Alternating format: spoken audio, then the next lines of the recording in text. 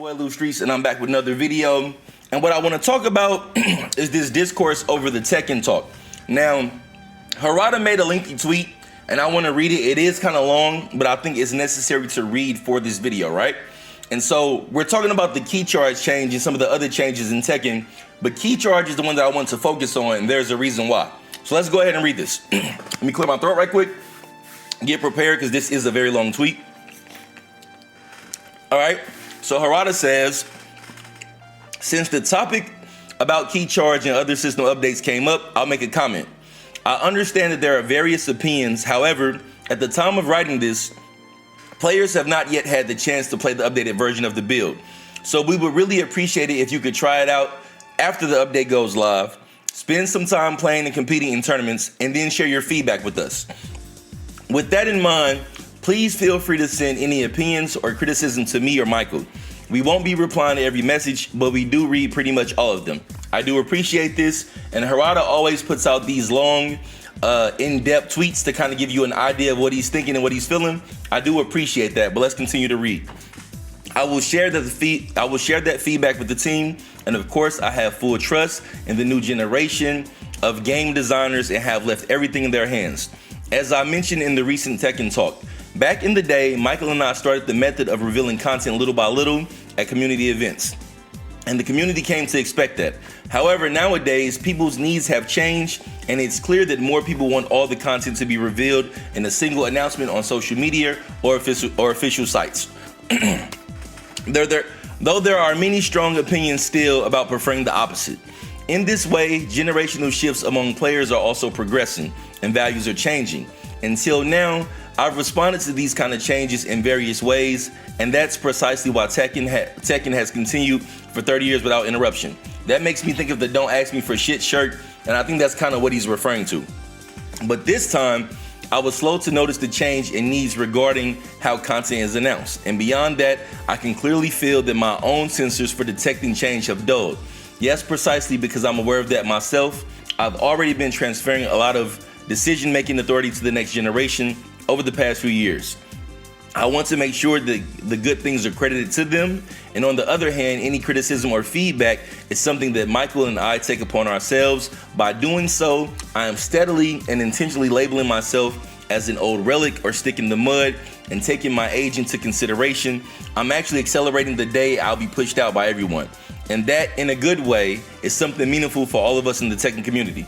So I do appreciate what Harada's saying here, is because he's basically saying he's open to change, which is a good thing for such a legacy game. But we're gonna get into that once I get to the bottom of this tweet and talk about my reply to it and some of the other replies as well. Let's continue. That's exactly why, as I've also said in previous programs, I've entrusted almost everything to the next generation dev members, and I trust them.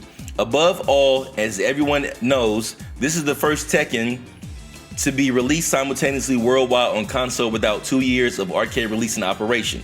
This is a fact that has surprisingly been overlooked this time, and it's probably the part that sets the title apart from previous entries in the series more than anything else. Tekken 8 can be seen as part of an ongoing evolution, and there's still plenty of room for it to change based on your feedback, just like how every arcade version in the past evolved without exception. Of course, there are times when we reflect the community's requests and opinions as is, and times when the development side makes new proposals. Well, I went a bit too far back during Tekken 4, but since then, nothing quite that extreme has happened again. I don't know what they're referring to. I didn't play Tekken 4. That part hasn't changed from the old days in a good way.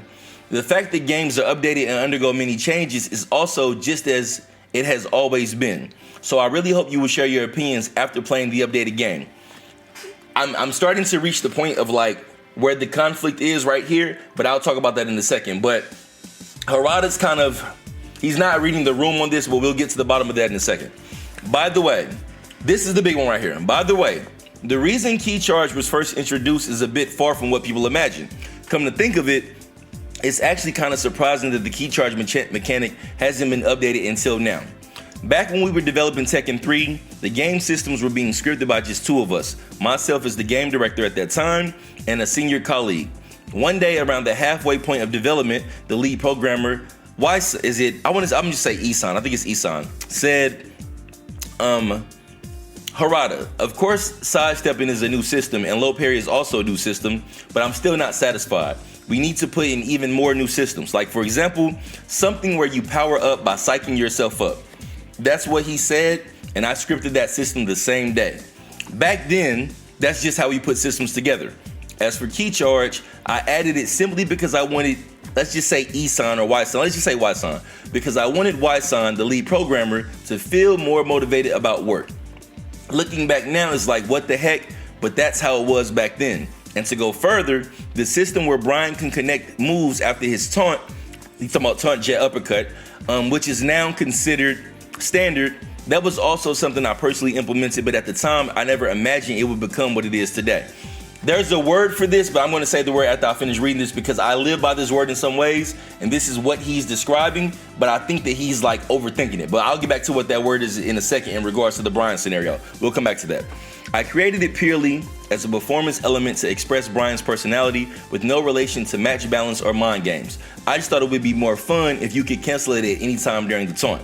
But sometime after the title was released, Brian's taunt was being used in ways I never expected. I panicked. I wanted to fix it right away, but at the time, it was at the height of the arcade era and we couldn't do online updates. So I tried to fix it in the next version 6 months later or in the console version release, but when I spoke to players at arcades and tournaments about it, everyone strongly opposed. They all interpreted it as an official system. I was shocked. I really wanted to explain. No, that was just a bonus feature with no real purpose. It's not a system and I just scripted it wrong, but I held back and left it in place. Both key charge and taunt were systems that were added under those kind of circumstances. They were introduced in ways, to be honest, could rightfully have been criticized, or in the case of taunt, unintentionally introduced. But I believe it's okay for things to evolve into different proposals over time, or to change according to the needs of players, or even to lead to unexpected developments. Sometimes, features that weren't carefully designed or were introduced poorly are accepted. Other times, carefully planned features are not. Compared to the past where arcade versions were updated repeatedly before console release, which is the current situation, where the game is released worldwide simultaneously on console, is completely different. I know there are many opinions, and above all, opinions reach us so much faster than in the past. I mean, people are already sharing opinions about a version of the game they haven't even played yet. From the perspective of someone who used to write system scripts back in the day, it really feels like we're living in an amazing time. Anyway, the large-scale tuning of Season 2, the addition of new arts, and the system changes are all part of a free update, so please try playing it for a while and then share your feedback again. Thank you. Okay, so Harada says this, right? And so this is the word I was thinking of when he said this, because pretty much what he essentially said was that he didn't intend to make Brian's taunt jet upper, but then it became a cultural cornerstone of Tekken culture, right? It became a cornerstone of Brian's moveset and the way that high-level players use them. And all the players told him, hey, don't change this. Now, what he is saying is that because he stumbled upon this on accident, he wanted to change it, but he listened to the players. And essentially what he's saying in this tweet is the same exact thing happened with key charge. It was meant to be something visual and interesting. It wasn't meant to become what it became as far as the counter hit option. Now, the reason I said that I had a word in mind is because I'm sure some of you guys may have heard this word before, but the word is serendipity. I heard this word when I was like a teenager, like maybe even younger than that. It's you know how sometimes you just hear a word like supercalifragilisticexpialidocious, how some words just stick with you? Serendipity always stuck with me, but for different reasons. I don't have the direction. Matter of fact, let's pull up the definition. I want to pull it in front of me. Let's just pull it up. Serendipity definition. Let's just see what the title definition is, right? The occurrence and development of events by chance in a happy or beneficial way. A fortunate stroke of serendipity. So when I used to refer to the term serendipity as a child, it was like pretty much when something great happens that was pure luck. Essentially, what Harada's not reading the room about this is that while he didn't do it on purpose, that's what adds to the lore or legend of the key charge setups and of the Brian Taunt Jet Upper. It's the fact that you didn't even do it on purpose and it became a great thing. That's why you don't change it. So I said in response, look, I'm not saying this because I'm like, you know how sometimes I go hard on Mortal Kombat because I have history within that game? I call myself a newer Tekken player. Like, Tekken 8 is the first Tekken game I've taken seriously. I played Tekken 7, but I was late to the party. I didn't pick that game up till like 2021. And I enjoyed it, and I played it hardcore. But this game was like, I play Tekken 8 every day. As soon as I get done with this video, I'm gonna play some Tekken, probably stream it, right? But the thing is, Harada's not reading the room on this, because if it happened on accident and it's such a big deal, you've essentially stumbled upon gold, and because you didn't do it on purpose, you're kind of trying to like justify changing it. So I say, look, when it comes to Harada typing out these great tweets, I love this because it provides insight. It gives us a human face and a name to put on a company to understand our gripes and what we're going through. But I said, we love the insight for sure, but you can hear the community loud and clear on this one, the same way you heard it back during Taunt Jet Upper. Sometimes you luckily stumble upon a great thing such as key chart setups. You're trying to fix something that's not broken, just listen. And I'm not saying that from a place of arrogance. I'm saying you had this example in your life where you were going to change it back, but you asked the players about Taunt Jet Upper and they convinced you not to do it. And now you have this cultural thing that's great and that's lasted for Brian Maines for such a long time. I know that you wanted to fix the thing with I forgot who the character was. It was like Harang and somebody else. Like the thing that they were trying to fix is so rare. I've never even saw what the key charge thing is for Harang. Like, I've never even seen it. I've never had nobody do it to me. I don't know if it's ever like won a tournament or been exploited like on a major scale. But I know that they were trying to fix that. But it's like, just fix that. And then someone asked me here, one of my followers, the homie Lucky Vol, he said, why not just play the build first? And the thing is, it's not about playing the build. Sometimes it's about the principle of the point. So for me, they changed something that literally nobody asked for. And that's the bigger issue that the community is trying to point out. Why aren't you guys listening to the community and changing random things out the blue? Who cares if you made it on accident? It's the culture of Tekken, so keep it. It's like you have this legendary folktale about that when people learn how to use this thing or how to utilize it and make these dope setups, you didn't even do it on purpose, and that's what makes it even cooler. You didn't do it on purpose, but you recognize that the community loved it, so you kept it in there. When you try to take too much control, that's when you start turning into like the Mortal Kombats and the Warner Brothers and all. It's like, let the fans decide how the game is great. Now, granted, a lot of people have been glooming and dooming on the TL, and let me look at a few more of my replies, because we had a conversation about this. I agree, seriously, never in a million years I would think that would change the key change system that's been in the game for 20 plus years. Just why would you throw away a Tekken legacy like that? It's insane. And that's kind of my point, is like, it's been in there for so long, like we would never even imagine this being gone. So the fact that you changing it makes no sense, because that would have never crossed anybody's mind. Instead, change the things that people are asking about, right?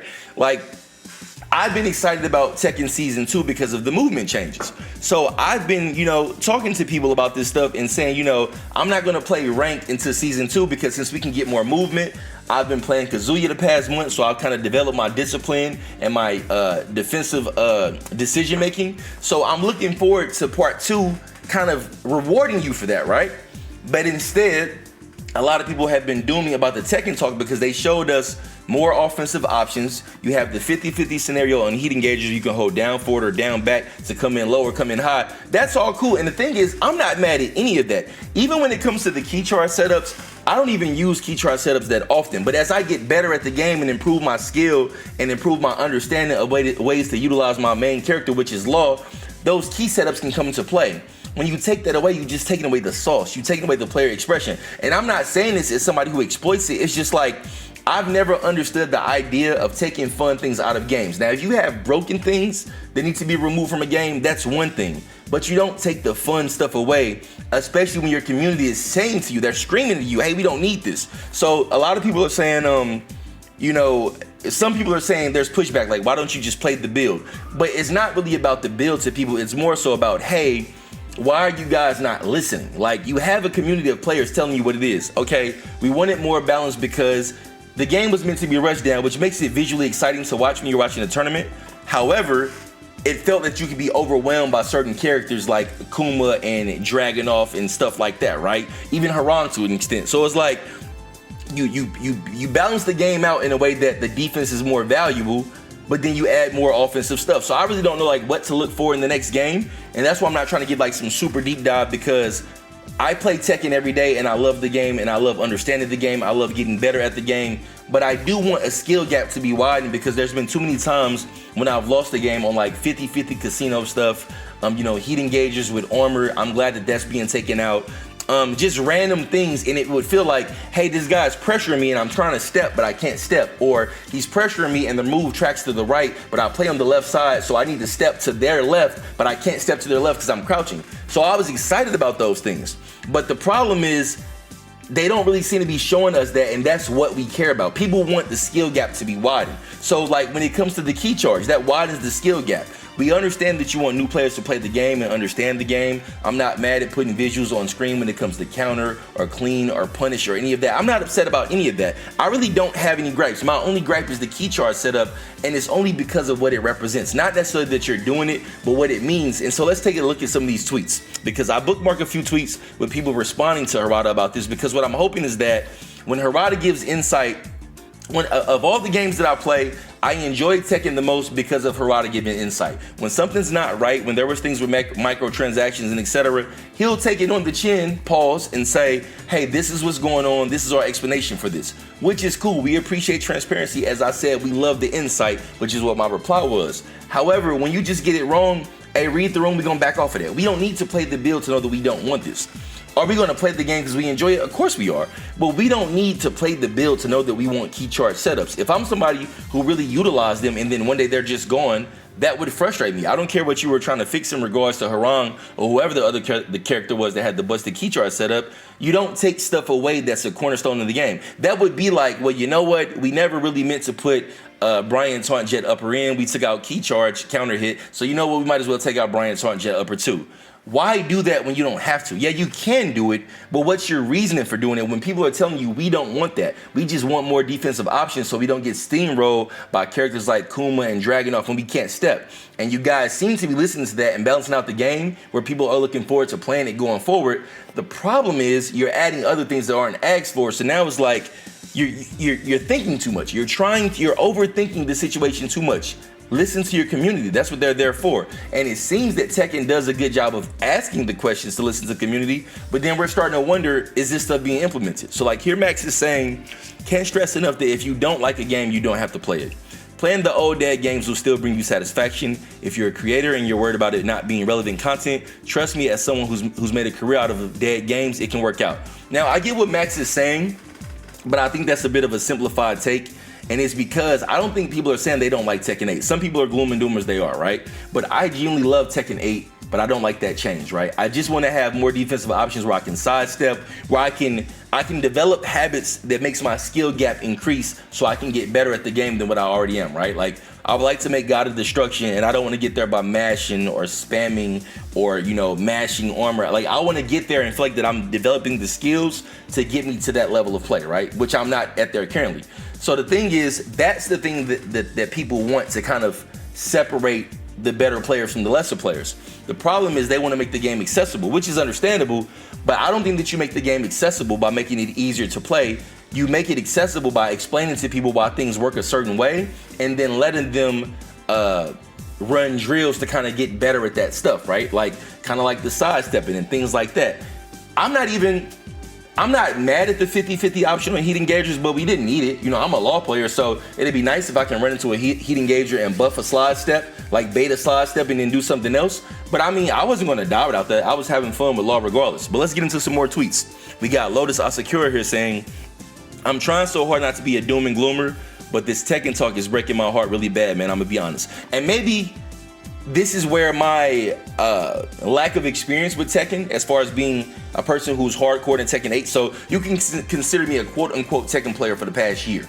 I played Tekken 7, I got Tekken 7 videos on the channel, but I didn't take the time to really understand the game to the capacity that I do now. So I would say that I've been a Tekken player for about a year, right?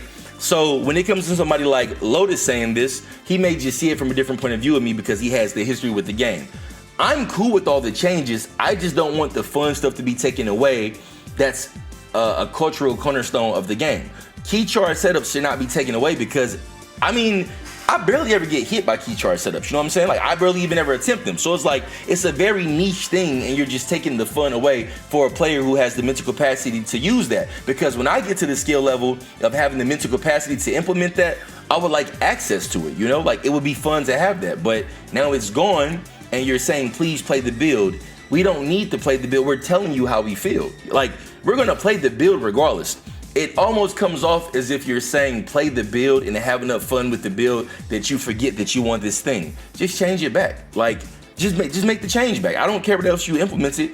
I would like to have access to key chart setups when I'm like thinking of using that. But let's continue. So this is in response to the long tweet by Harada, right? Why don't we have a discussion? Wait, is this the same one? No, this is different. Why don't we have a discussion after actually playing the updated game? Or if you haven't played the new version yet, but still choose to express such strong anger and disappointment towards us, saying you can no longer trust us, then I won't stop you from leaving. And since you don't seem capable of having a calm discussion, I also like to keep my distance from you. And see, like, I love Harada because he stands on business, right? But there's a thin line between when you stand on business, but then you kind of can't, like, see the forest for the trees, so to speak. Because I'm sure that some people have said disrespectful things and they shouldn't get out of pocket. I think that they're trying to make a great game here. So you shouldn't get out of pocket at all. Try to keep things respectful. I think that's just human courtesy. But at the same time, when people express deep frustration, I don't think Harada should take the approach of saying, like, you know, we can keep our distance or you don't have to play or I won't stop you from leaving. I think that's the wrong approach. I think people are saying things out of frustration because they want to love the game and we don't really understand the direction. And when you don't understand the direction, the trust does get broken to some extent. It won't break my trust because I'm too new of a player and I enjoy the game. I play it with friends a lot. I play it on stream a lot. I record a lot of casual gameplay and some ranked gameplay. So it won't really break my trust to play it. However, I would like to feel that this game I'm investing my time in, that I'm excited about, that it stays going the direction I would prefer versus you guys making hard U-turns. And there's nothing wrong with experimentation. If you do make a hard U-turn and you make a mistake, admit that it was a mistake and pull back. I think it's like the resistance or arrogance saying play the build. You don't really need to play the build when it comes to the key charge thing, because in reality, it's other things that people could complain about, but I think the key charge thing stands out to the most because it's like, you didn't have to do that. Nobody asked for that. We don't have to see it in action to know that we still want that. So why not just change it? Like, what is the hardcore resistance in the pushback? Maybe some manpower hours as far as doing the labor to change it back or to change the coding for it to be changed back. But other than that, it's like, what's the pushback for? Like, you're kind of hearing the community loud and clear. Don't tell us what we want.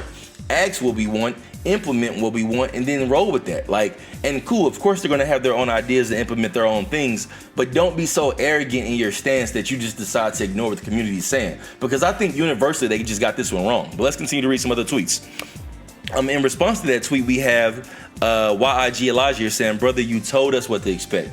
You showed us what we'll get. It was not what you promised. The community did not like it.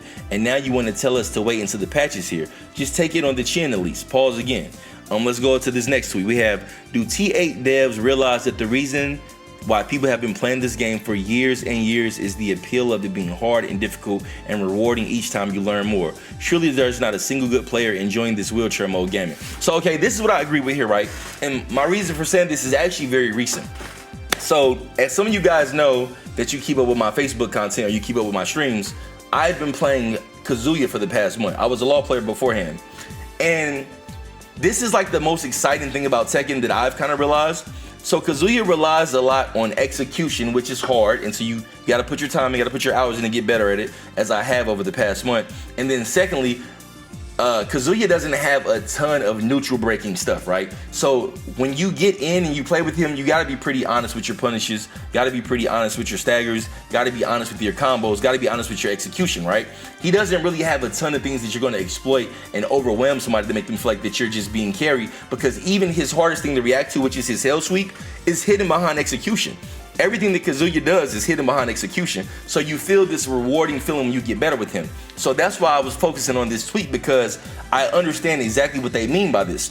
As I've gotten better with Kazuya, I noticed my law has gotten much more lethal, and it's made me excited to play Tekken. And the big thing, it made me excited to play ranked again, because I could feel myself legitimately getting better at the game and the concept of neutral, how to read, how to respond, how to switch up my timings, how to build my mind games and set my traps. Kazuya taught me that because he's so honest that it made me have to understand how to use him. And in learning how to use him and learning how to get around his execution, it subconsciously made my law more lethal. So now I'm thinking about my third character and really enjoying Tekken and getting invested in all of the characters that I can learn to play over time, because I'm really enjoying the game.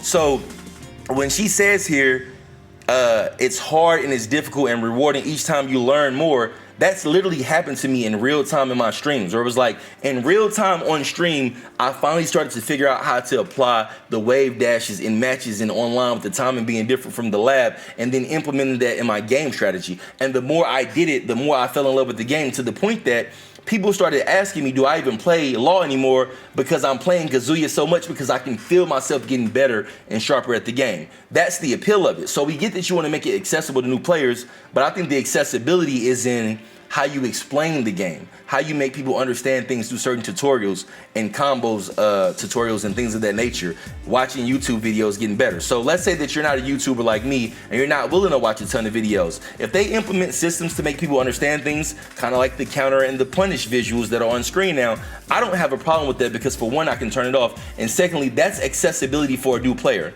What I don't want is you to water the game down or make it so offensively lopsided that a scrub player can feel pretty decent because they're able to get some wins. Maybe they can't get a ton of wins, but they can get just enough wins scrubbing people out to feel good at the game and enjoy it. Yeah, that may be a good short-term solution, but in context of going forward with Tekken 9 and Tekken 10 and however many more Tekkens that I'm around for in my lifetime, that's not going to be a good strategy overall. You want to make the game be fun, be hard.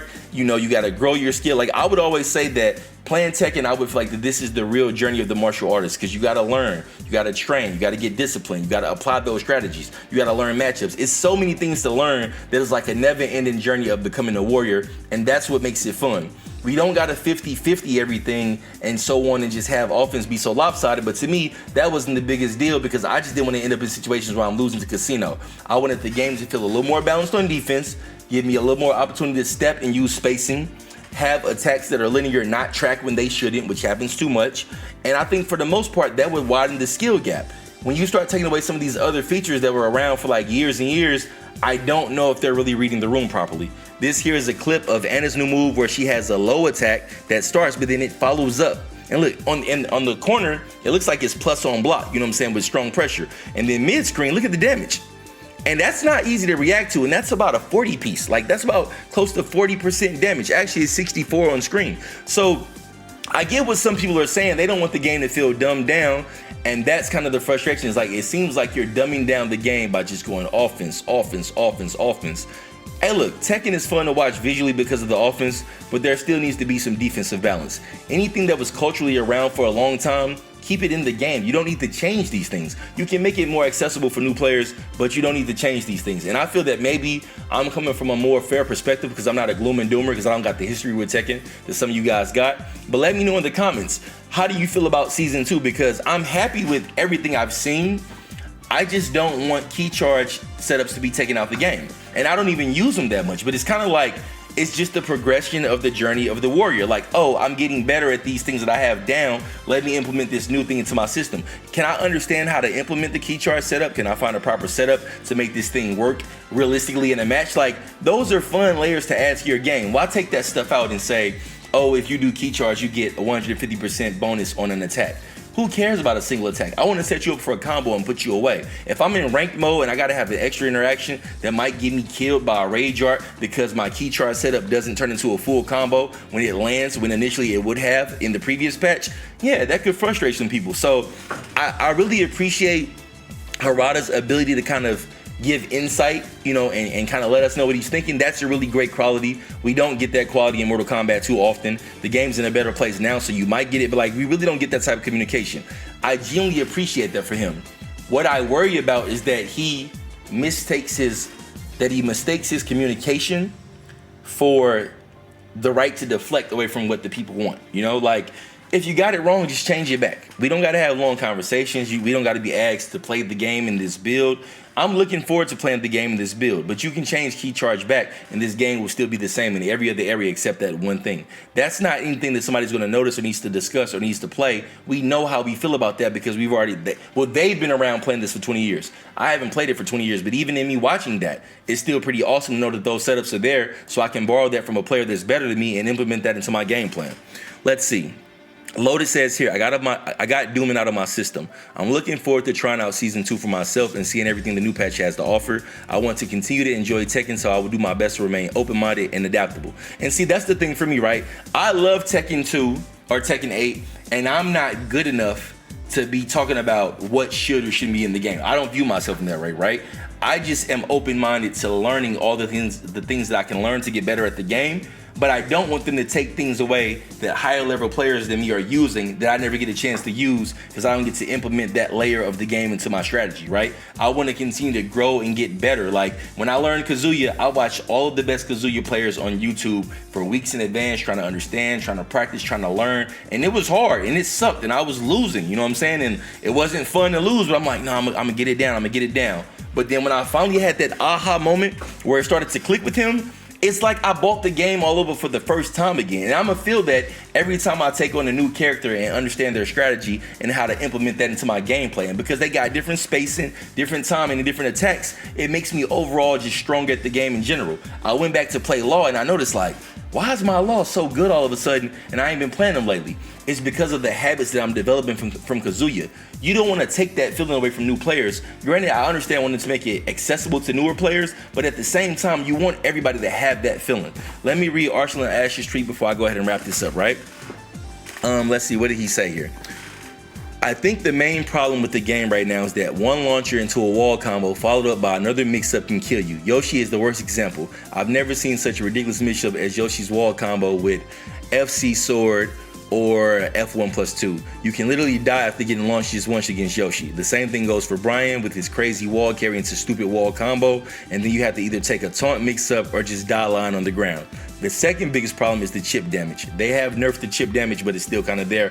Also, they made chip damage on broken throws, which makes no logical sense. Like, and that's kind of the things that the community is saying that they're frustrated about, that I get as somebody who doesn't have as much skin in the game as some of these other players.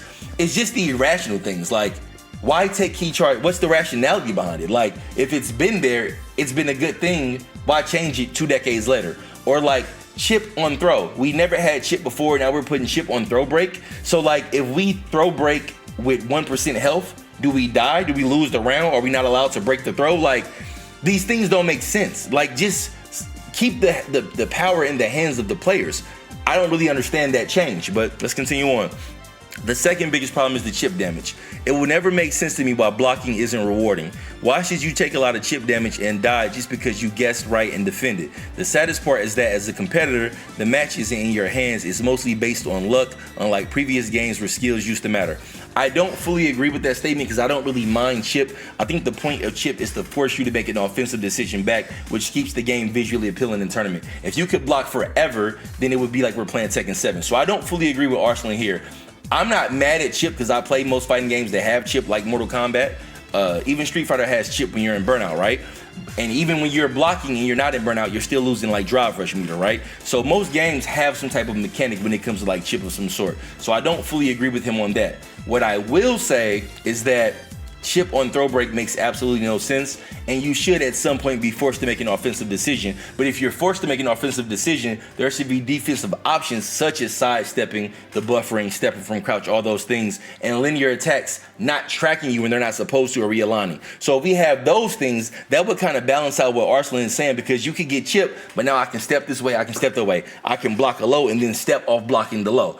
I think those would be the options for balance. I don't think removing chip is the answer, because you do want the opponent to have to make an offensive decision and not sit and block for 20 seconds or like block endlessly if they have a life lead and they're trying to time you out. So I don't fully agree with that. Let's see what else he says. We might see some improvements with the chip damage in the upcoming balance patch, but the first problem is more serious in my opinion. Nerfing characters and moves that has always been easy, and we've seen this with Fakaram and Leroy in the past, but adjusting or nerfing the system is hard. We might have to wait until season 3, as Harada said in his tweet, that the first 2 years are usually like this. I'm still hopeful for season 2. And granted, what he's saying makes sense, but because of that, if you are waiting for season 3 and the year is going to kind of like give us an idea of what's happening, you don't make such a massive change without a more efficient timeline, because it's like you're forcing us to play the change and then we play it for a year. So by a year, we're going to get tired of complaining about it. We might just give up complaining. But that's not the way that you make the fans happy. That's not really listening to the community. That's kind of forcing the community to submit, if that makes sense.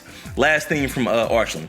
Also, sometimes it saddens me to think that as a pro player, I have to play the game regardless of whether I enjoy it or not. I understand what he's saying because I'm not a pro player, but when I didn't enjoy Mortal Kombat 1, it hurt my channel a lot because I wasn't willing to play it and people wanted to come here for that and they weren't really willing to accept Tekken. So it kind of hurt me a little bit when it came to the view count, but I don't want to feel that sadness or that despair of playing something I don't enjoy. Now, granted, he's talking about competing, but like when I didn't enjoy Mortal Kombat 1, I just stopped playing it for 2 months. You know, I made a lot of content talking about it, discussing it, but I just stopped playing it for 2 months. So I can understand where he's coming from. If he wants the game to feel like it's more skill-based and not casino-based, but he has to play, unlike me who can turn it off and play something else, I can understand his frustration. I have to get better because this is my job. J-O-B, my job. I said that many times. I love Tekken and I'm here because of Tekken, which is true. The reason I'm writing this is that I really want Tekken to be the best game where we can all enjoy and learn the game together and have fun, and it has the potential. And I agree with him right there, right?